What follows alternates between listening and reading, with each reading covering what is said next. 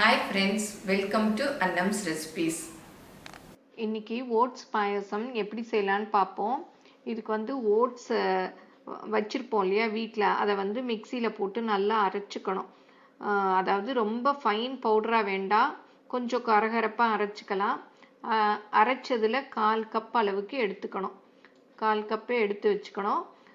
ஒரு பேன், அதாவது பாயசம் வைக்கிறதுக்கு அடிகனமான ஒரு சட்டியோ இல்லை நான்ஸ்டிக் பேனோ எடுத்துக்கோங்க. அதில் நெய் ஊற்றி கொஞ்சம் முந்திரி பருப்பு, ஒரு 10 முந்திரி பருப்பை ஒடிச்சு வச்சுக்கோங்க. அதை ரோஸ்ட் பண்ணி எடுத்து வச்சுக்கிட்டு, அதே நெய்யில் வந்து 1/4 கப்பு ஓட்ஸ் வச்சுருக்கோம் இல்லையா, அதையும் போட்டு நல்லா வறுத்துக்கணும். நல்லா கொஞ்சம் வாசம் வர்ற வரைக்கும். அப்போ தான் வந்து அந்த ஓட்ஸ் பாயசம் கொழகொழப்பாக இல்லாமல் கொஞ்சம் நல்லா இருக்கும். அப்புறம் தண்ணி ஊற்றி வேக விடணும். ஒரு டம்ளர் பால் கூட ஊற்றி, தண்ணியும் பாலையும் சேர்த்து ஊற்றி நல்லா வேக விடணும். நல்லா வெந்த பிறகு நம்ம பாதாம் பவுடர் இருக்கு இல்லையா, அது வீட்டில் வச்சுருந்தோன்னா அதை போடலாம். நான் வந்து பாதாம் அரைச்சது வந்து கொஞ்சம் வச்சுருந்தேன், அதனால அதை வந்து ஒரு ஸ்பூன் அளவுக்கு போட்டேன். அது போட்டால் இன்னும் பாயசம் நல்லா ரிச்சாக இருக்கும்.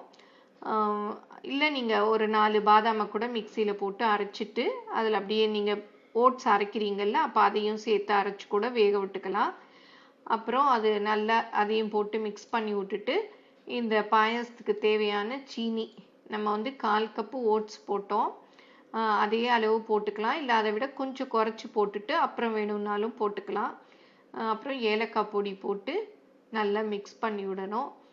உங்களுக்கு எவ்வளோ கன்சிஸ்டன்சி, அதாவது திக்காக வேணும்னா அப்படியே வச்சுக்கோங்க. இல்லை கொஞ்சம் குடிக்கிற மாதிரி வேணும்னா அந்த கன்சிஸ்டன்சி பார்த்து பாலோ தண்ணியோ கொதிக்க வச்சு சேர்த்துக்கோங்க. அப்புறம் கடைசியாக வறுத்து வச்சுருக்கோம் இல்லையா, அந்த முந்திரி குங்குமப்பூ சேர்த்து அப்படியே நல்லா மிக்ஸ் பண்ணி விடுங்க. குங்குமப்பூ வந்து இருந்தால் சேர்க்கலாம், இல்லாட்டி வேண்டாம். இதை வந்து சூடாகவும் குடிக்கலாம், இல்லை ஃப்ரிட்ஜில் வச்சு சில்லுன்னு குடிக்கலாம். ரொம்ப சூப்பராக இருக்கும். ஓட்ஸ் வந்து எல்லாருமே வீட்டில் வச்சுருப்போம், அதை சும்மா கஞ்சி தான் காய்ச்சி குடிப்போம். இந்த மாதிரி ஒரு தடவை ட்ரை பண்ணி பாருங்கள். எப்படி இருந்ததுன்னு உங்கள் கமெண்ட்ஸை சொல்லுங்கள். தேங்க்யூ.